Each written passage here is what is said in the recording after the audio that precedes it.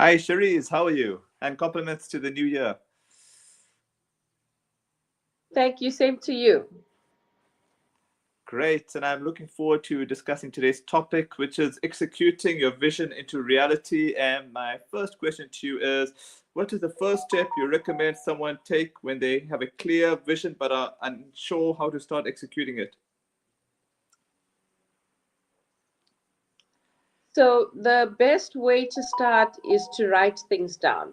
I love Mm-hmm. writing things down, brainstorming, breaking the bigger picture down into smaller pieces, and then Mm-hmm. actioning it with timelines. For example, writing a book or learning a new hobby. So when you write down, I need to first think of a topic, then a theme, then chapters, then artwork, then timeline, then submitting it to publishers. So by writing it down, you can see it, it's tangible, and then you start putting timelines to it, to the broader picture, and you start actioning based on those timelines. So that's how you would execute. Okay. How do you prioritize tasks and resources to stay focused on your vision, especially when faced with distractions or unexpected challenges? Sorry, can you just repeat that? Because I think you are lagging a bit. Okay, sure. How do you prioritize tasks and resources to stay focused on your vision, especially when faced with distractions or unexpected challenges?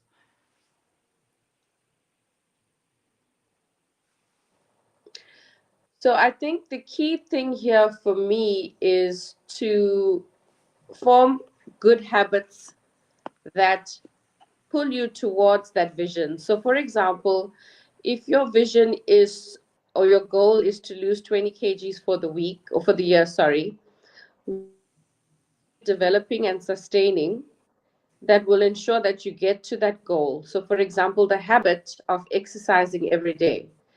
That should be, you should have a calendar and tick off every day that you exercise. And after 30 days, the habit is formed. And that habit leads you towards the bigger goal. So, for me, when I talk to a lot of my clients, cultivating and instilling in them good, sustainable habits um, actually ensures that you create discipline, and the discipline actually brings the results. So, in order to stay focused, you need to also say no to a lot of things. So, for example, Hmm. if you know that you haven't done your workout for the day and your friends are calling you to go partying, where is your priority?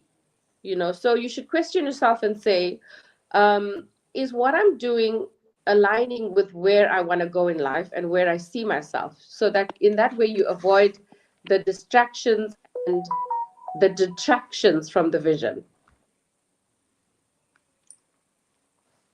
Okay, can you share a personal example where you turned a big idea into a successful project? What were the key strategies that helped you along the way?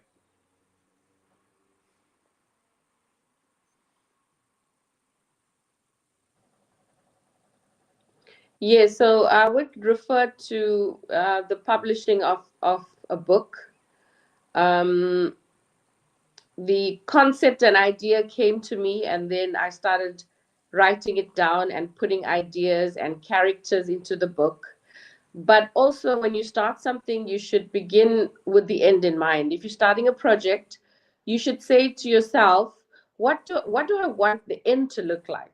And start with the end in mind, begin with the end in mind. So I had a vision of what the purpose of the book would be, which is to teach kids about resilience.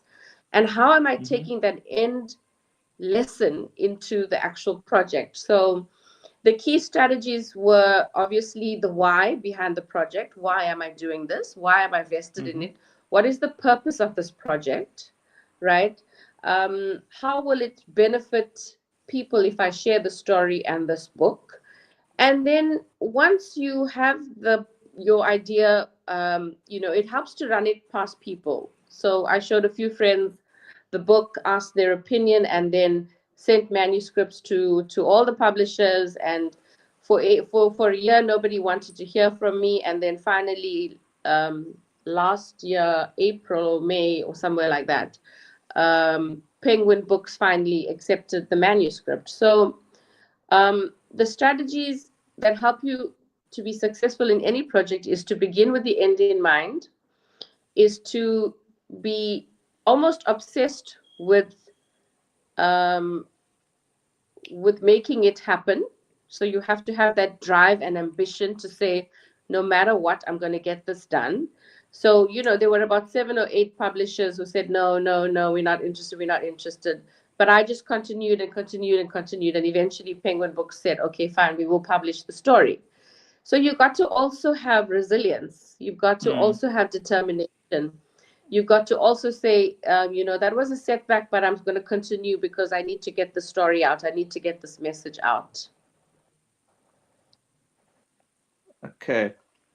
What role does resilience play in executing a vision, and how do you stay motivated during times when progress seems slow?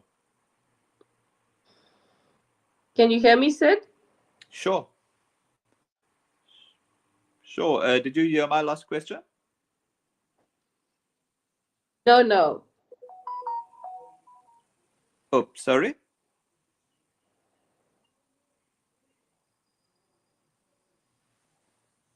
Oh, sorry. Can you hear me now?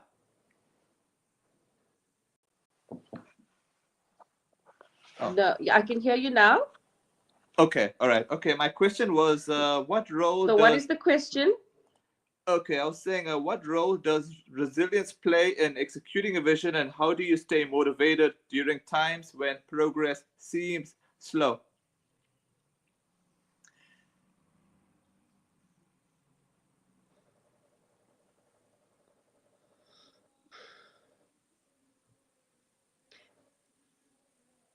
Can you hear me? Yes, I can hear you perfectly. Hello? Oh, yes, I can hear you. Can you hear me? Yes, I heard the question. Can you hear me? Okay, yes.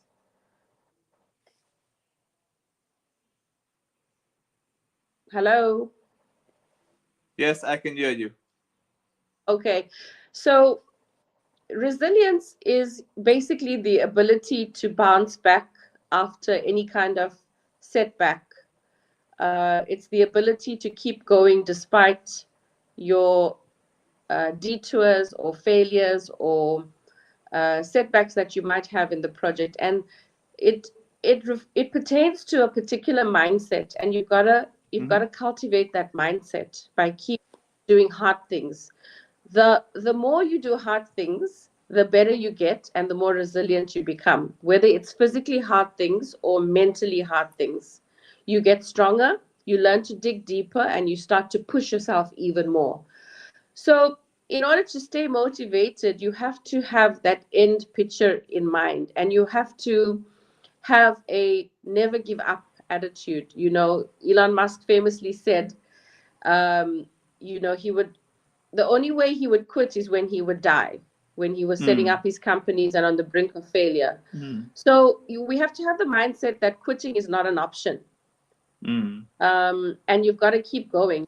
Thomas Edison also famously said, when he was trying to invent the light bulb, he said, I didn't fail. I just found 10,000 ways that this light bulb could not work. So he just kept on troubleshooting and troubleshooting and troubleshooting and troubleshooting. And after years and years and years and years, it clicked. And the same thing with Elon Musk, and the same thing with Jeff Bezos, and the same thing with many successful celebrities, authors, singers, actors. They kept going until eventually that breakthrough comes. And that comes from a very strong mindset, and also surrounding yourself with people that will encourage you not to quit. There are a lot of people who will say, oh, what are you wasting your time for? Give it up. It's not worth it. This idea is useless. It's not going to amount to anything. Or you could have friends that will say, listen, you tried method A, now try B, C, D, E, F, G, H, I, J, K, and keep trying. So the people that you also surround yourself with are critical to your success. Okay. How do you know when it's time to pivot or adjust your vision? And how do you approach making those tough decisions without losing sight of your end goal?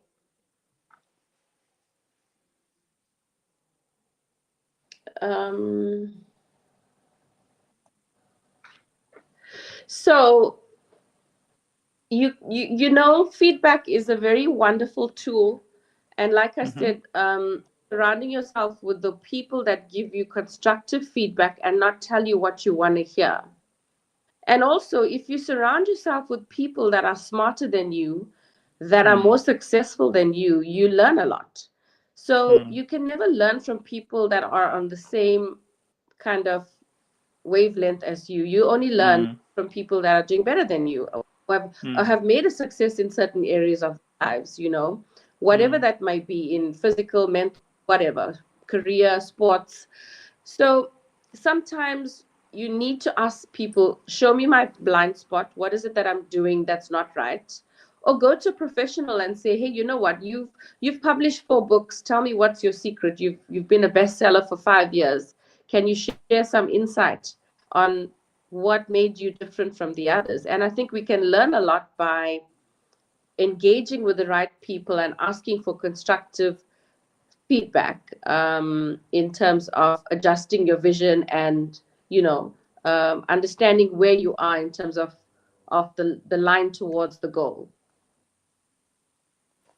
Okay, my final question to you would be what advice do you have for someone who is hesitant to take the first step due to fear of failure or uncertainty about their vision's feasibility? um, I would say it is better to try and fail than to fail to try, and it's Hmm. better to regret the things you've done than things you haven't done. So we cannot live life in mediocrity and say, I'm just meant to exist. We're not just meant to exist. We are born with so much of potential and so many gifts. And if we don't explore those options, we'll never know what we're good at. Mm. If you don't try to paint, you might suck as an artist, but at least you know you suck as an artist, and that's not your field, right? Mm-hmm. You can try something else. So fear of failure is, it's normal, but Mm. once you fail and you realize that everybody's failed, everybody's come short, everybody's had setbacks, you'll Mm. realize that your perspective on failure changes. It's not really failure, it becomes experience. It becomes, I learned something from it, hence I'm getting better at it, like Thomas Edison did with the light bulb. He didn't look at it as failure. So failure is also, it's a social construct. It's like success. Success is a social construct. It's made up by society. It's not something cast in stone, you know. So how do we look at the failure in our lives? Do we look at it as an experience, as a lesson, as a Mm-hmm. way to do better? Or Mm-hmm. do we say, okay, fine, I suck at this, hence I'm going to quit and let it Mm. go, you know? I don't know if you listen to Ed Sheeran and his story. He was on a famous talk show and he played some of his first tapes. And if you listen to how he sounded on those tapes, it was horrendous. Like the audience were laughing. And he said he just continued. He sounded horrible. He went for lessons. He just continued for years, hammering that same nail over and over again. And eventually he fine tuned his craft. He wasn't born talented, but he practiced, he got better, he developed resilience. People rejected him, record labels rejected him, but he kept on going. So failure is just a perspective, it is not a Mm. destination. And I think that's what people need to understand, that it's okay to fail. In fact, more lessons in the failure than there is in the success. Mm. Wow. On that note, thanks so much for your time. And yeah, as usual, look forward to seeing you again during this year.